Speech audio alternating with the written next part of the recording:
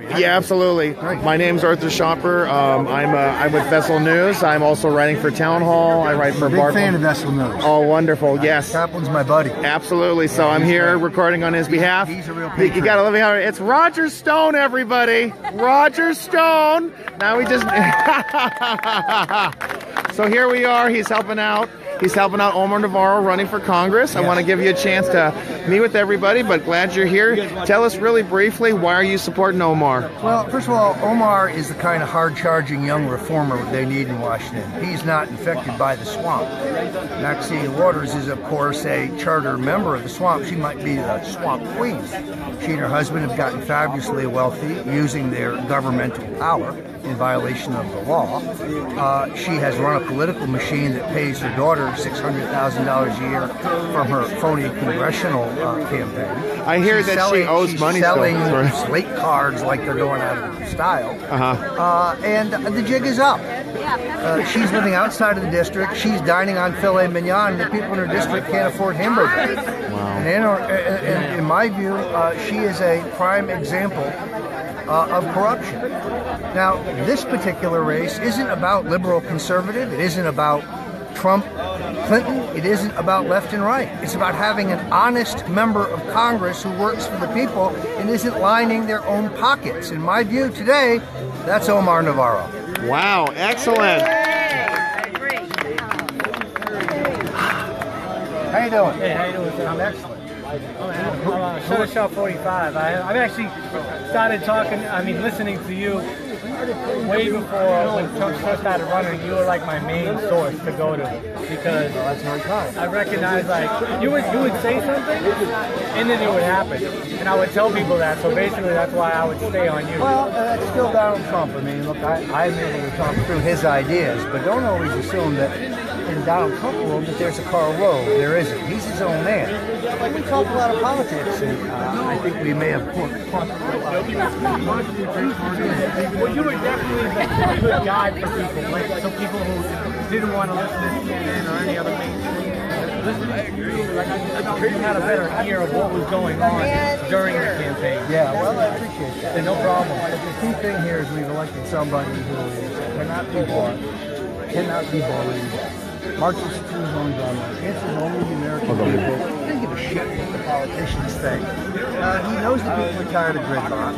He reached out the olive branch. He met with Al Gore. He met with the Reverend Al Sharpton. He met with the Democratic leaders, only to have the olive branch slapped out of his hand with the phony Russian collusion delusion. A totally manufactured BS fairy tale, courtesy of John Podesta, the chairman of the Clinton campaign, who invented it to distract from the fact that he and his brother Tony, and Bill and Hillary Clinton and their phony charity, are making millions off the wealthy oligarchs around Vladimir Putin. The bank deal, the uranium deal, the gas deal, the multi- or $500,000 speaking fees in Russia, paid for by some pal of Putin's. If that isn't bribery, I don't know what is. So how do we distract from that? We accuse Trump of being in bed with the Russians. There is not an iota of evidence that would hold up in a U.S. court of law of any wrongdoing or collusion or conspiracy or planning with any Russians by anybody in the Trump campaign, Donald Trump's family, Donald Trump himself, or any of his friends and associates. It's a canard. It's a fairy tale. It's a fantasy. So would your prediction be that an impeachment won't work? Do you think he'll be able to do his full term without any? It's way too early to say. We're 6 months into the Trump presidency, but the liberals in the mainstream media wanted to call him a failure after the first 100 days. He has a recalcitrant Democratic Congress. He has a hostile mainstream media. And he still manages to get us a conservative Supreme Court justice. Yes. Cutting regulations on businesses and people. Giving us a travel ban to keep our country safe while we work out a better and more comprehensive immigration system. And the record stock market on Friday, and I am told up again today. Wait, they told us that Donald Trump was elected, the stock market would crash. Record numbers at the market. This economy's on the move. And if the president's plan for a corporate tax cut is adopted so that our corporate tax is below that of Mexico and Canada and China and Japan, well, they'll call it the Trump boom. The country will have a job creation surge like it's never had since, dare I say it, Ronald Reagan. Thank you. Thank you, sir. How you doing? How are you? Tell me your name. My real name's AJ, but anomaly is my That's not your pen there? news analysis. That's your media name. I love it. You got it going on here. Yeah, please. Spice me up. He's the bottom button. I heard you're the king. You see a king? And there's one other thing. I hate to be embarrassed. Unbutton the last button. Always. I'll tell you why. The guy who invented this vest was Henry VIII, and he always worked that way, and therefore all gentlemen at the time worked that way. And now that's the way you wear it. All right. You look great. We got Roger Stone giving the anchor fashion tips. I'm at 70 There you million go. views this year. Excellent. Yeah, 25 million or so a week. And, I've never really liked politics. I haven't liked the BS of it. I liked what Bernie was saying during the primaries, and I made a big video recently why I support President Trump. It's at 14 million views, and I try to break it down really simple because there's a lot of negativity and explain exactly the things I like. All right. Well, I'll tell you what. Talk to Greg and he gets your contact information. Maybe you'd come on my radio show and talk about it. I would love that, yeah. Cool. Can I take a picture, bro? Yeah, absolutely. Yeah. I'll do a quick picture with him. And I got to stop.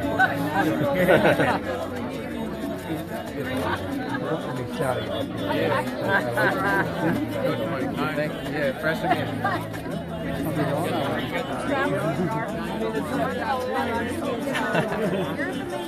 That's okay. This young man is styling.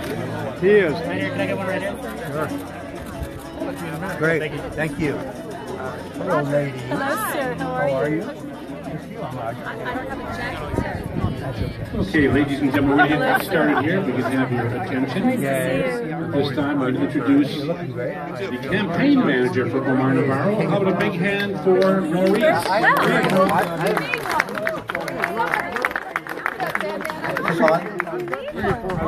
Okay. I'm going to probably say a lot of misogynistic Oh my God. comments. Not report this.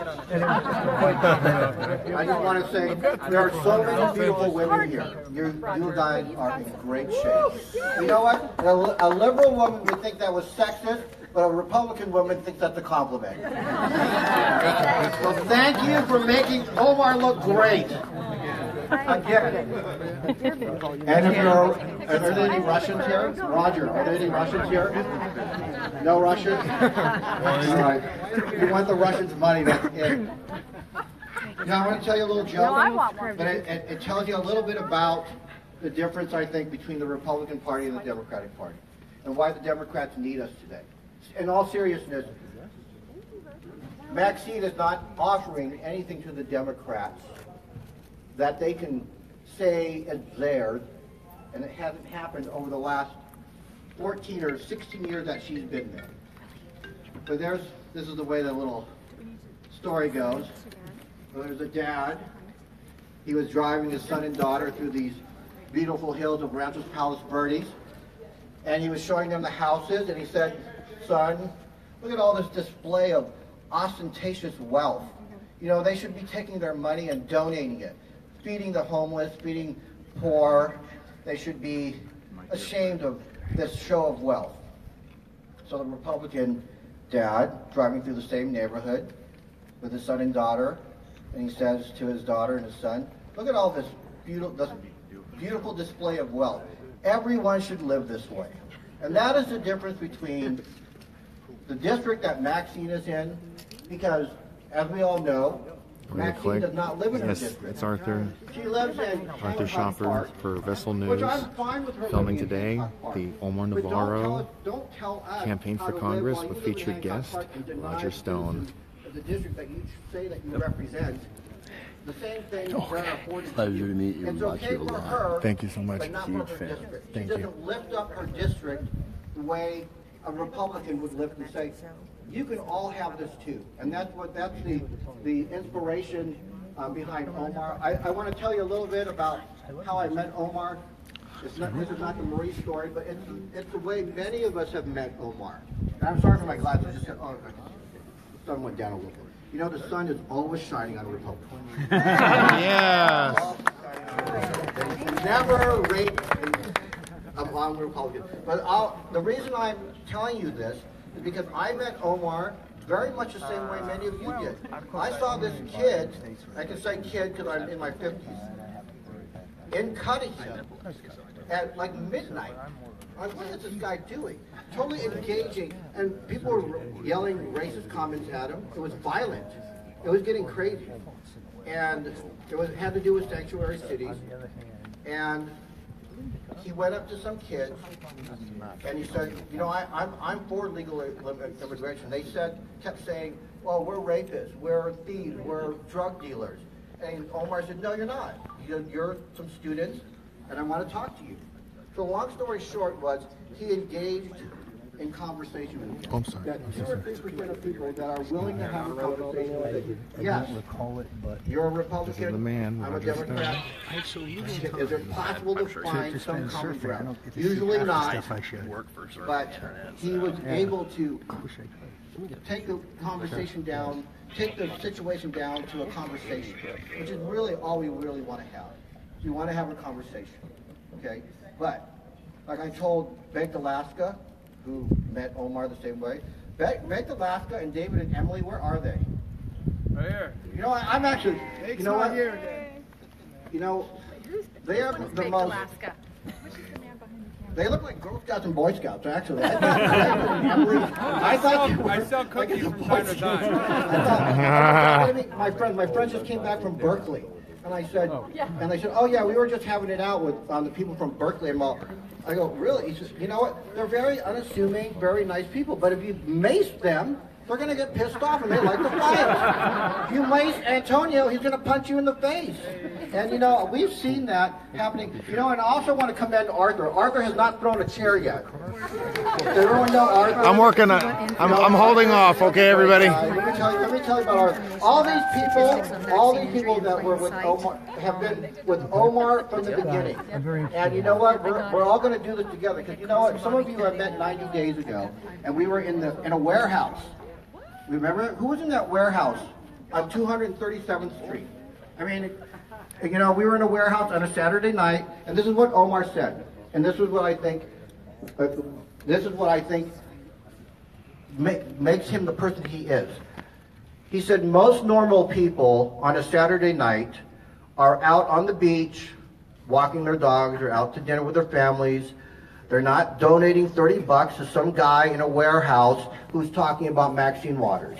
The most normal people are out and about. They're spending time with their families. And I think Omar's movement and his candidacy is normal.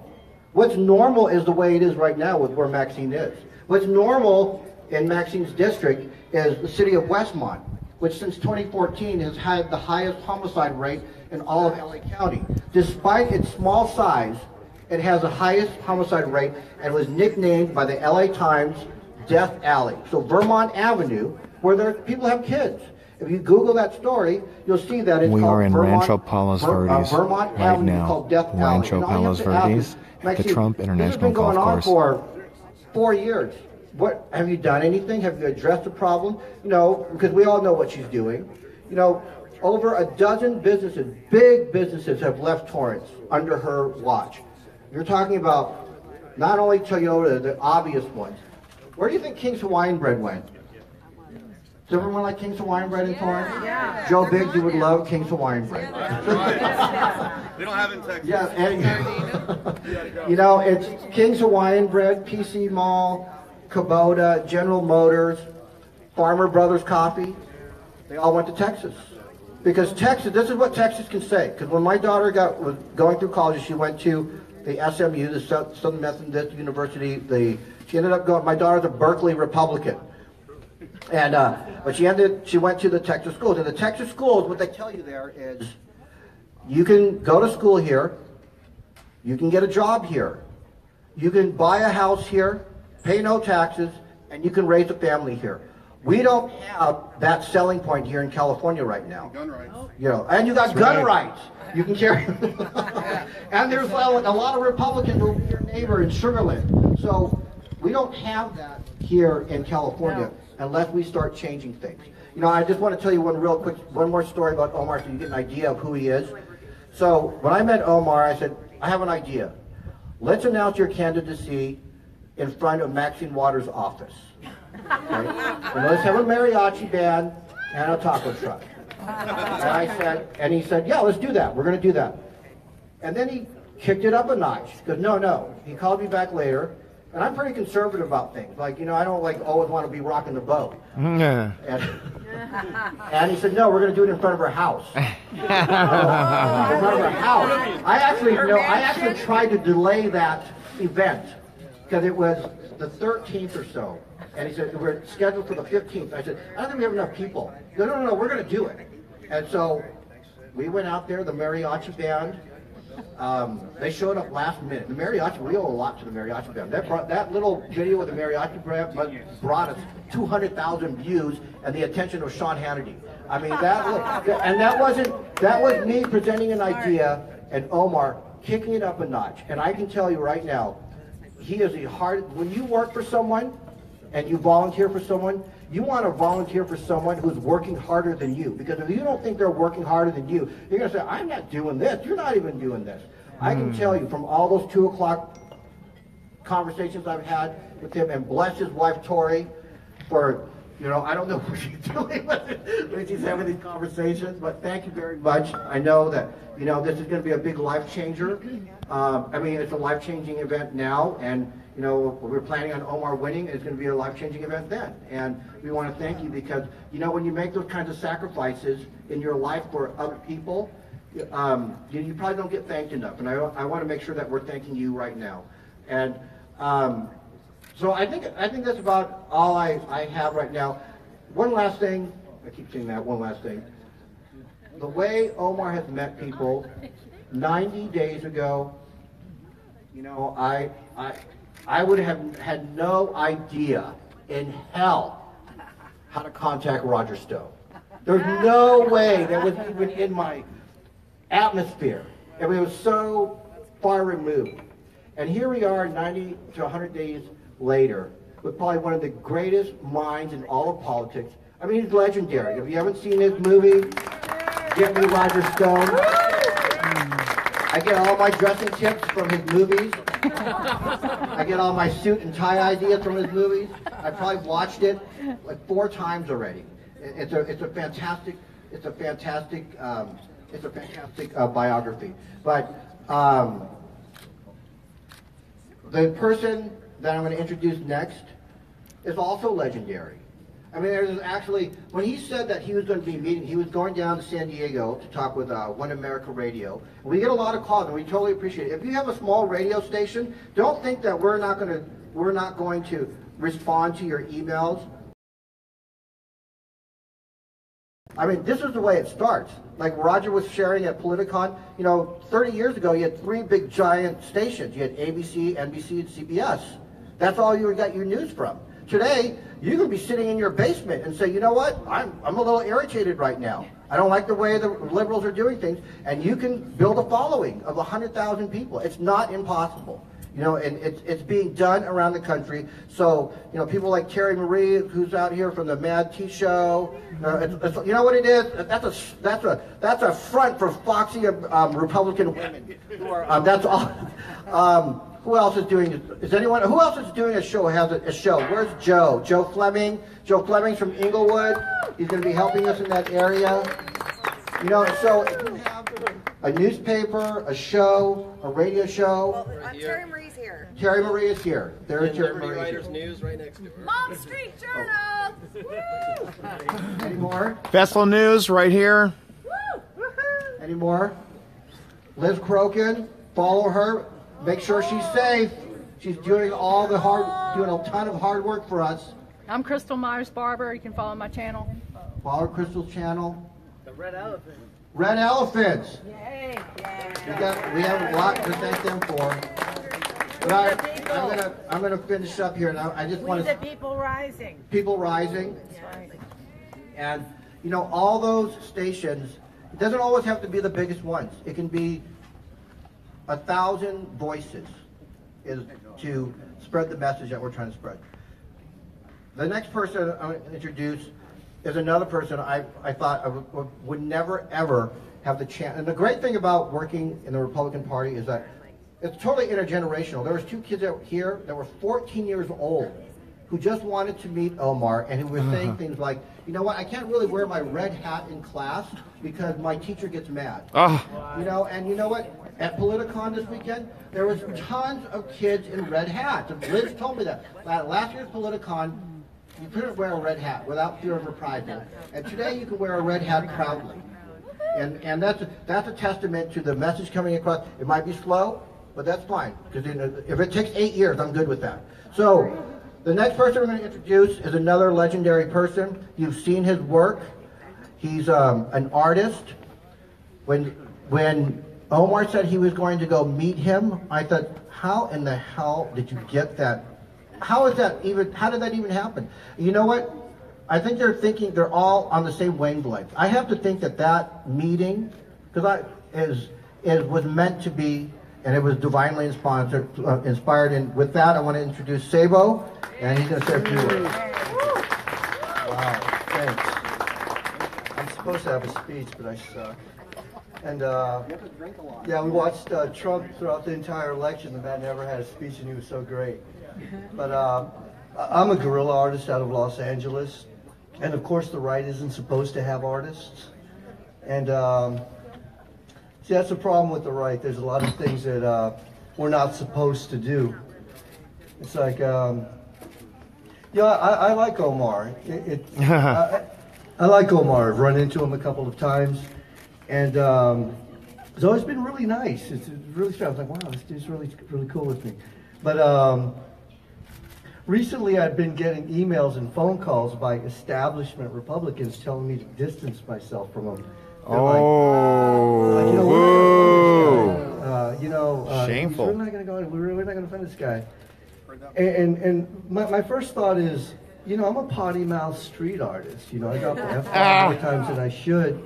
And he's a politician, and never once has he distanced himself from me. So, you know, God bless you, man. It's like it takes balls to you know, not tuck tail and run like that. And then I think of myself, wow, this establishment Republican that's asking me to bail on you, what have you done for this state? It's like, after all these years, it's like, I mean, hell, from what I understand, this last run for Senate, there wasn't even a Republican on the ticket. That's right. You know, I asked people, so who exactly we're going to have running as a Republican for governor? And they look at you with these like glassy eyes, like, well, we really don't have anyone. It's like, what's wrong with this state? It's like, I look at these young Republicans today. I see them in the crowd. These are the guys that drive. No, I'm dead serious. I'm looking at these crazy guys. Where were they? I mean, it's like they did not exist a handful of years ago. These are individuals that jump in a car, drive 400 miles to Berkeley, and fist fight with Antifa. You know, they fist fight with Antifa. It's like, and you're looking at Berkeley, a city that from top to bottom, the mayor, the university, the students, the police chief, all of them in the pocket of the left. How did a city turn into that city? It's like, well, because of politicians like Maxine Waters. It's like, after all these years, what's Maxine Waters done? She's enriched her family. She doesn't even live in her own district. It's like, you know, I've lived by the beach for a long time, you know, not in a rich house on the beach. I just go to the beach. But there's one thing that we used to say, it's like locals only, man. And it's like, Omar Navarro's a local. He's a guy. He's Torrance. He's Inglewood. He's Carson. You know, it's like, what's Maxine? Maxine is Washington, D.C. You know, yeah, Maxine's Washington, D.C. I mean, I was putting up posters. She had this town hall up in Inglewood. And so I went and scouted the place the day before. And I didn't realize I wasn't supposed to walk through the school. So I made my way into the school. There was bars everywhere, man. And I walked in. I felt like I was in the yard of Pelican Bay. And I was thinking, what does this do to the psyche of a child? It's like coming to school with these bars, and it just, I looked at some of the students, and it was like, some of them even growled at us because my buddy was wearing a Border Patrol hat or something. It's like, I don't remember that happening when I was going to school. But that's what Maxine Waters has given her district. That's what happens when you're no longer in touch. And it's like, I liked hitting that. I mean, it's like, I put some posters up, some bus benches up. It sparked some interest.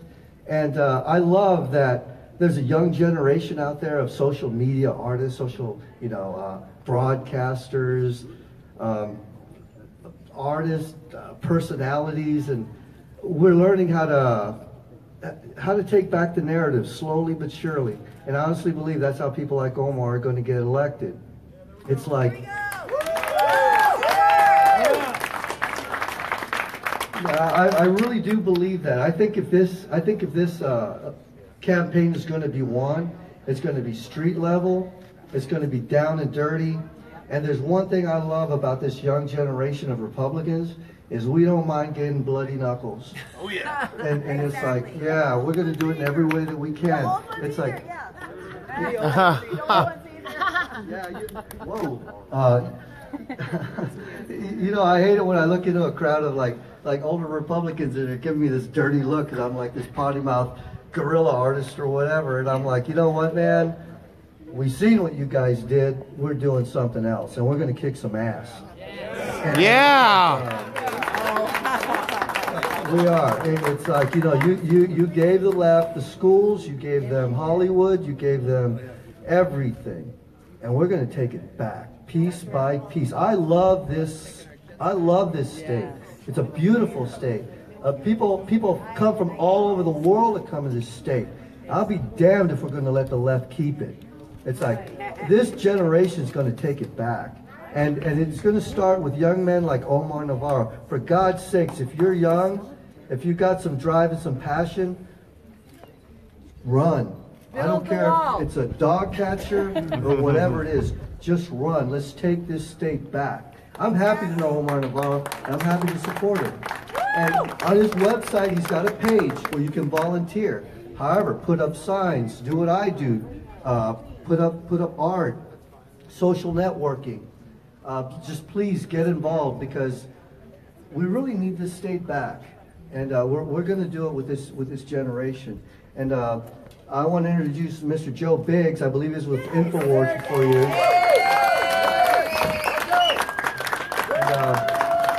Thank you for having me here. Yeah, let's go, everybody! Give a round of applause to Sabo. How the hell is everyone doing tonight? We got a couple drinks. Let's raise those drinks right now. Let's give a big cheers to Omar. Let's take down Maxine Waters. Let's make California great again. Now look at this. Omar is a 28-year-old guy. 28 years old in politics, running for Congress. That's freaking motivational.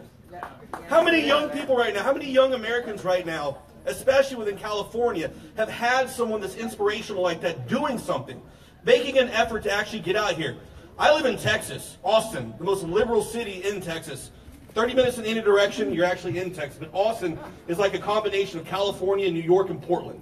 Oh. It's pretty horrible. That's awful. I don't watch TV or anything like that, but I was able to find out who Omar was. Why? Because he has a great ground game. Omar goes out there and he mingles with the people. He's constantly putting up videos. He knows how to use social media, Twitter, Facebook, all of that, and constantly put out content to reach out to the youth, because that's how he's going to win this. That's the future. We have young millennials right now that are kind of on the fence. Should I go left? Should I go right? What should I do? A lot of these guys in California grow up figuring that they should vote Democrat. And here he is giving them a message. Hey, I'm a young guy. I'm a conservative. I'm doing this. That's inspirational. And that's what we need. More leaders like that at his age stepping up. And I commend you for doing that, Omar. You know, Omar, Omar, Omar, Omar, Omar, Omar. Keep it going. Omar. All right. So I want to talk about this. Who is he running against? Maxine Waters, a woman named the most corrupt member of Congress 4 times. 2005, 2006, 2009, and 2011. In her career, she's only passed 3 bills. It's pretty weak. That's 27 years serving, doing nothing whatsoever. That's pathetic.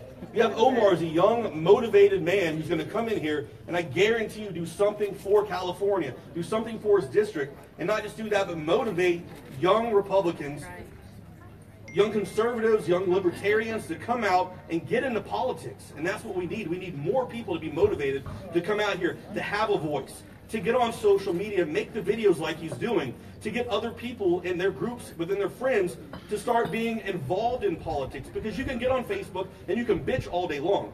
But unless you're willing to become a delegate, unless you're willing to go out, is it down? Unless you're willing to go out there and actually get involved, you can't make any changes whatsoever, right? So we've got to get out there and get involved. We need to take an example from that right there. So that's a great thing on his part. Now, she also said if Hillary Clinton was elected, she would fire Comey. And what did she do? She bitched and complained Maxine Waters as soon as Donald Trump got rid of Comey. And that was pretty ridiculous. So this is the kind of person we've seen. This is the person we've seen voted the most corrupt. She's contradicting herself on things. She literally embodies everything that is DC corruption, lying, this is Joe Biggs, BSing people, and doing the most horrible things. And we want to drain the swamp. And she is a swamp monster. She's Godzilla. She's been here for too long, and she needs to be replaced. So that's why we need to be here. We need to support Omar, and we need to, there you go, give him a round of applause. Yes. I'm not going to talk for too long. I just wanted to say, hey man, from Texas to here, I'm glad you guys invited me out here. I'm seeing a lot of great things. I'm motivated by you. And like I said, the biggest thing is by you doing this, by you getting out here and standing up and taking this move to run for Congress.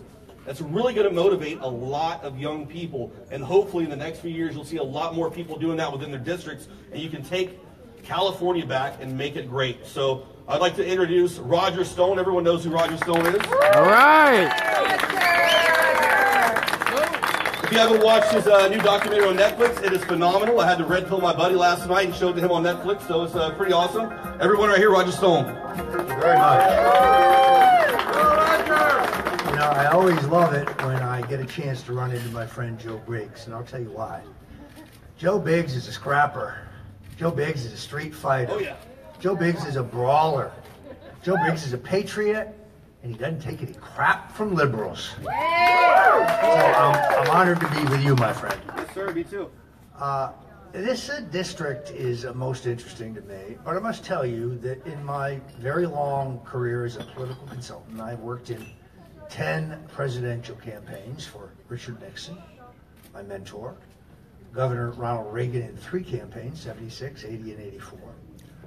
I worked for Senator Bob Dole, a real patriot who was out stumping at age 93, I think, for the Trump-Pence ticket across Kansas, Nebraska, and the breadbasket. I was honored to help President Trump, and I'm proud to call him my friend. And I think he has the real potential to be a transformative president. Not a transitional president, but a transformative president. Yes. And what people don't know about him is that he is, one, tough as nails. Right. I mean, very tough. Secondarily, he's a decent man. He's a man who believes in justice, who believes in mercy. He's a good-hearted man. But above all, he is not a quitter. That's right. He's extraordinarily stubborn when he sets his mind on a goal. So for those who want to jump out windows because the Republican health care plan failed, they need to understand that in Donald Trump's mind, this is just a temporary setback. Right. See, Donald Trump will never lose those of us who voted for him and supported him if he fights and loses. He'll only lose us when he stops fighting, and he'll never stop fighting because he's a fighter by nature. Now, I think, sadly, that he has been betrayed by some in the Republican establishment who he bestowed the highest possible honor upon to work for his administration, to work in his White House. Amen. And they have not served him well. No.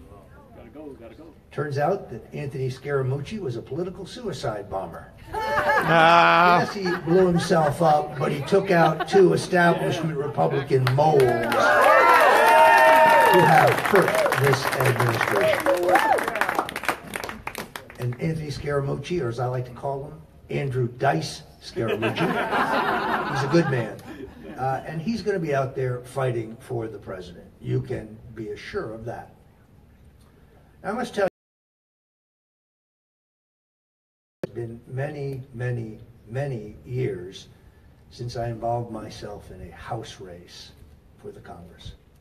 I've worked in U.S. Senate races, a few, in more recent years, at a time when Lori Gay, who was a veteran aide to Ronald Reagan, and absolutely seminal to Reagan's election of president in 1980, and has helped virtually every Republican candidate for president since that time. Lori, let everybody see you are. This man's a patriot and a consummate professional. But in our day, Lori and I worked on some U.S. Senate races. We worked on some governor's races. And of course, we worked on presidential races. You see, I spent 2 years at the Office of Economic Opportunity, or a little less, I think, under Don Rumsfeld, under Howard Phillips in the Nixon administration, and I can tell you, government was not for me. But this congressional race is different. Because in all truth, as I look at the situation, this race is not about liberal conservative. It's not about Republican Democrat. It's about a corrupt public official who's getting wealthy and lining her pockets and the pockets of her family members with her governmental power in violation of the law, and a tough, energetic, young reformer who will provide honest government. Omar Navarro reminds me of a young Richard Nixon in the sense that he is a hard charger who is going to confront the issues. And he'll be talking about more than just corruption. But I think even he understands that there's a larger paramount issue here. You see, Maxine Waters assaults the president as a way to distracting for her incredible activities. This is a woman who pressured the U.S. government to bail out a bank, but never disclosed that she and her husband owned stock in that bank, and that he was a member of the board of directors. Let's be very clear. If Maxine Waters were Hispanic, she'd be in jail right now. That's right. She pays her daughter $600,000 from her campaign fund. That's $500,000 plus dollars. And then they run what they call the slate card scam. That's where you pay off the Maxine Waters machine for her to put her name on a slate card in the various areas of her district. It's another way of grafting. How many times are these people going to break the law with impunity? There's a double standard in which some elites and media favorites and liberal Democrats are held to a different standard than a conservative or even moderate Republican would be. And so this race is about integrity in public office. I think, in all honesty, Maxine Waters has one other large problem. Because based on what I've heard, the James Brown Foundation wants the wig back. Now, I want you all to go to YouTube, and I want you to find a recording of a song by Hound Dog Taylor called "Give Me Back My Wig." This is going to be the unofficial campaign song of the Omar Navarro campaign. I've done some talking to Omar, a strategy for the race, talk about fundraising. There's not much you can tell this young man about social media. It's very effective, and you can see the way the army of Omarites is growing and continues to grow. Omar came to the attention of Alex Jones, Infowars, a good friend of us all. And he said, this kid is a fighter. This kid's a patriot. He's a winner. Roger, you ought to take a look at this race. And Owen Schroyer also was talking up his friend Omar and said, this guy can do it. Now, we recognize this is uphill. But the voters of this district have trouble affording hamburger while Maxine and her husband dine on filet mignon with the pate fagua. They're drinking champagne when the people in this district can barely afford a bottle of vodka or a glass of wine. Or a tank of gas. It is extraordinary that she represents people who have terrible schools, unsafe streets and neighborhoods, and abject poverty. There is no opportunity in Maxine Waters' district, yet she lives in a multi-million-dollar mansion outside the district in Hancock Park, living like an heiress. And this inequity has to be addressed. Omar Navarro will go to work for the people in this district, for safer streets, for policies that will bring jobs to our inner cities and to our urban communities. Omar Navarro will go to fight for policies that improve our schools. So our schools aren't would-be jails, but are places of learning. I know him. I'm impressed with him. He's a fighter. Now, I want you all to go to his website now, if you're seeing us on social media, and send the Omar Navarro for Congress campaign a contribution if you can. If you can only afford 25, send 25. If you can only afford 50, send 50. If you can send 100, 250, 500, whatever's within your reach. $10, $5, $1. Because I want you to invest in Omar Navarro. Now, I am therefore proud to announce that I will be working with Omar as a strategic consultant. And I will be working hard with him to help him define his message. And this will be a clean campaign based on her record and Omar's plans for the future. And I expect all kinds of shenanigans. I heard today that Maxine Waters may be fielding another Republican candidate, a ringer, to try to see that Omar doesn't finish in the top two. I think we know who her name is. And I hear other Republicans now seeing that Omar had the courage to jump in the water and show that he can swim. Now a bunch of other Republicans, some of whom don't live in this district, have decided that maybe they want to run for Congress. This reminds me of when Eugene McCarthy went to New Hampshire in a hopeless race, but he nicked Lyndon Johnson in the primary. And then overnight, Robert Kennedy, who hadn't had the courage to make the race, jumps in, and of course was subsequently tragically murdered. Omar was the guy who had the courage to get in the cold surf. He was the one with the guts to take on the Maxine Brown machine and the insults and the thuggery and the unlimited war chest. Believe me, when they figure out Maxine Waters is in trouble, they'll come in here with the special interest dollars like nothing you've ever seen. But that's when we will come back with more and more, because you see, if you had 1 million donors who gave $1 apiece, or better yet, 2 million who gave $1 apiece, now you're able to afford the very expensive paid broadcast media, cable, which gets us outside of the internet. Now, we'll run a hell of a campaign on the net, don't get me wrong. But in a district with this many older voters, it's essential to have the old media too, and these prices are extraordinary. Plus, I'm a great believer in mail, because I think a lot of our older voters vote, but the cost of postage alone is prohibitive in a district this large. Unless, of course, you pony up, and your friends, and other patriots. Now, one of the things I am most impressed of, and I really like this race, is the activities of my friend Sabo. He is a guerrilla fighter, man. This guy has really defined Maxine Waters in some very creative ways. If you haven't seen his work, if you haven't bought his work, because he sells very fine political agitprop art that is just will blow your mind, that just kind of encapsulates this thing. If you haven't seen his poster, Poverty Pimp, with Maxine's visage, I recommend that one. So the fact that Sabo is in really encouraged me to get in, and I'm in. And now I give you the next congressman from the 43rd district, a fighter, a young dynamo, the one and only Omar Navarro. Yeah!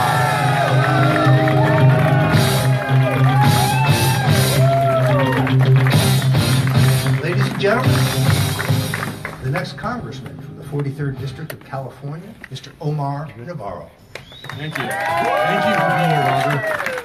I'm very proud to have Roger on our team. That's a big win for us. We're doing a lot of great things. Can you guys come on up a little bit more right here? Get closer, get closer. From the back, I see you guys. I'm seeing, come on. Don't be shy. Don't be shy. Okay, thank you. Everybody, come on. Come on up. Get closer. You know, I'm very happy to be here today, and I'm very happy that you guys showed up. And I'm very thankful for all of you being here. How many of you are millennials by the raise of hands? Look at that. Look at that. How many millennials we have here? It's amazing that we have a lot of millennials that are here today, and I'm very proud to see that. I mean, we as young people, we don't rise up and we don't take action. And years ago, when I first got involved, I got involved in the Republican Party at the age of 19. I'm now at the age of 28, 9 years later. And I saw the Republican Party falling apart. And I saw millennials not getting involved within the Republican Party. But I realized that the Republican Party was falling apart. And our state was falling apart. But I said to myself, what's going on? Why aren't Republicans reaching out to young millennials? Why aren't they reaching out to Hispanic voters, black voters? Why aren't they identifying with every other voter in their districts? Why aren't they taking action? Well, they're just lazy. They're just simply lazy, and they're not doing anything. And that's what I realized over 9 years of being involved within the Republican Party. But I'll tell you this, being involved since January and actually announcing that I was going to run against Maxine Waters, I realized that I saw a lot of young people within the Trump movement, a lot of young people that are rising and that are taking action, that are just doing something. They're not just sitting behind and just watching our country fall apart. They're going out there and taking the fight to the liberal machine.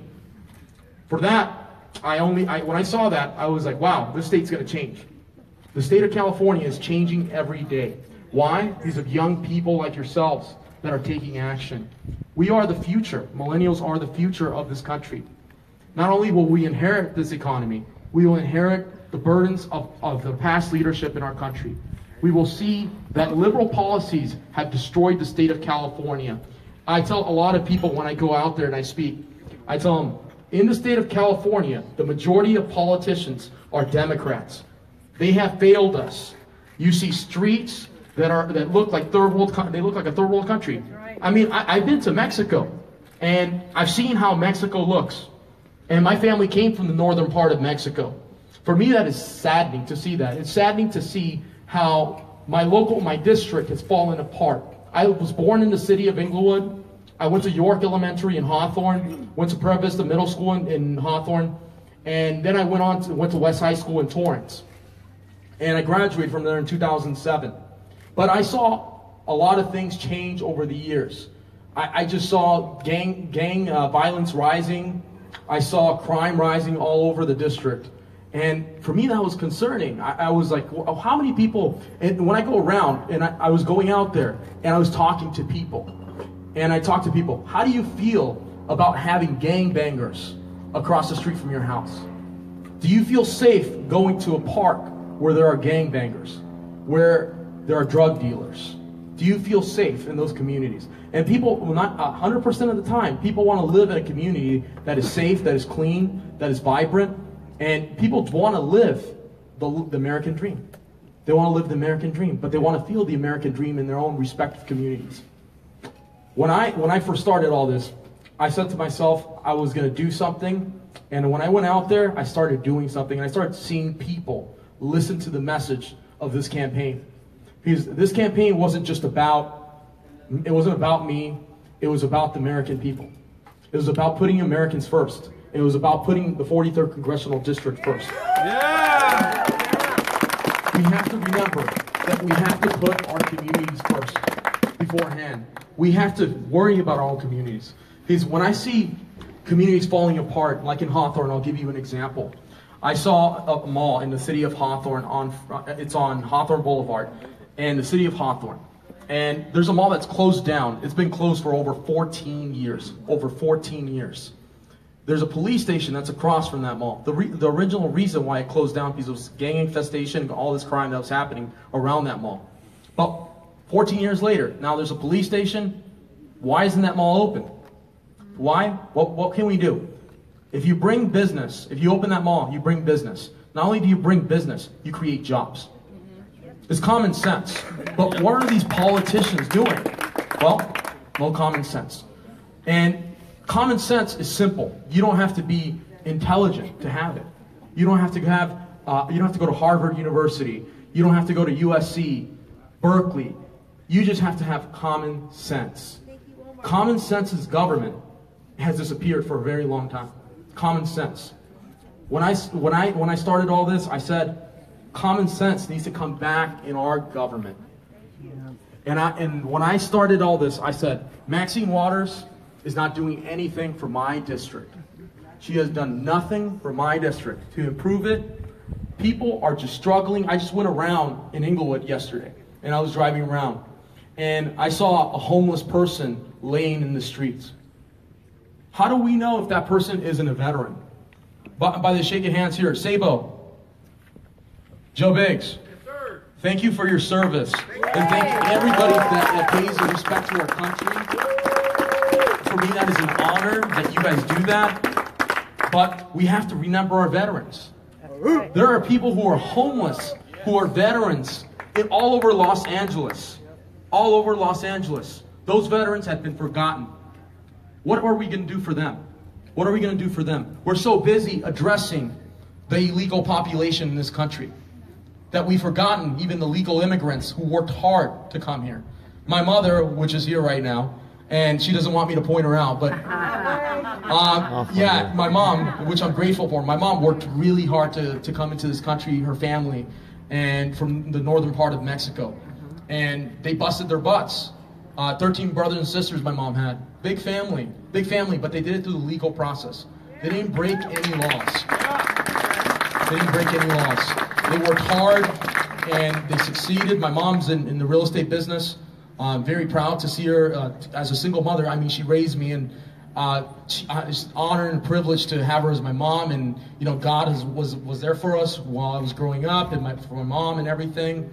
And I'm thankful for her. Thank you, Mom, for being there for me. And you know, it's a pleasure to have my mom with me in this campaign, helping me out and guiding me.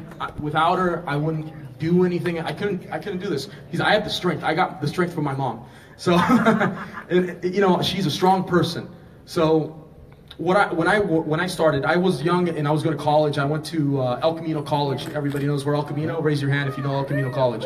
So I started going to El Camino College, and I said, well, I'm going to study business administration, and that's what I wanted to do. So I went 2 years to El Camino College, and then I decided to go to a private college. And in the same time, I was also taking classes at USC also. And I was doing information security, and I studied criminal justice, and that was my degree in criminal justice. I worked for the district attorney's office for Steve Cooley. He was a Republican who was in office at the time, and he was a great guy, and I got to assist victims of crimes, and that was an honor to do that. And then I said to myself, well, at the same time, I was also helping out political campaigns. I was doing online marketing, social media, and that's how I learned a great deal for my campaign. So when I started this whole thing, I would have like about 2,000 people on Twitter at the start of January.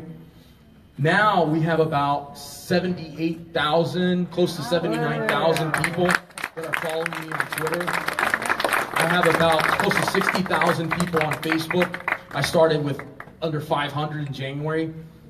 You know, we've been getting out there, we've been getting the name out there, we've been getting the message out there. The only way to beat Maxine Waters is to build a national name. To build the national name. This campaign no longer is just a local race. It's true. The only way to win is to build a national campaign against Maxine Waters. That's right. People are seeing how Maxine Waters is deserving their community. They're seeing that she's not taking action, and she's saying, impeach 45, impeach 45. But how does impeach 45 going to go back to the business climate in the community? How is that going to improve our business climate? How is that going to address the gangbangers? How is that going to address any of the issues like repaving the roads, the basic foundation in our communities? How is that going to address that? How is that going to address us worrying about putting Americans first? How is that going to address that? It's not going to address it. And like Roger said, she's using these tactics to divert people from the real issues of the 43rd Congressional District. That's how you do things. And people do this to divide. And divide you conquer. But people are realizing that this mentality is not working anymore. People are waking up. People are waking up. And I want to share a story with you guys. When I started all this in 2016, I ran the last race and I was unsuccessful in that race. But I learned a lot from, it was a small battle. I learned from a small battle. I ran a campaign with less than $3,000. I challenged Maxine Waters. And with $3,000, I got 25% of the vote. Wow. 25% of the vote. She spent $650,000 against me. $650,000 against me. Now I'm going to give you these numbers. Maxine, in individual contribution, she's raised $26,000 this last filing. I've raised $31,000 in this time around. So you know, no one's talking about that. How about that for Fox News? I've outraised Maxine Waters on individual contributions. 90% of her contributions are from special interest. That's right. 100% of my contributions are from you guys, from individual donors. Yeah. So, you know, what I say is this. When I started all this, I didn't expect any of this to happen. I didn't expect this to happen. I started doing videos on Periscope, going to Berkeley, going with my friends like David and Emily, you know, many of you that are here, Kelly. Hollywood Boulevard. I mean, raise of hands. How many of you have gone on trips with me to Berkeley and done Periscopes with me? Raise your hand. Andy, go ahead, raise your hand. Oh, there you go, Dean. Thank you, Dean, for being here. You know, all these people are phenomenal.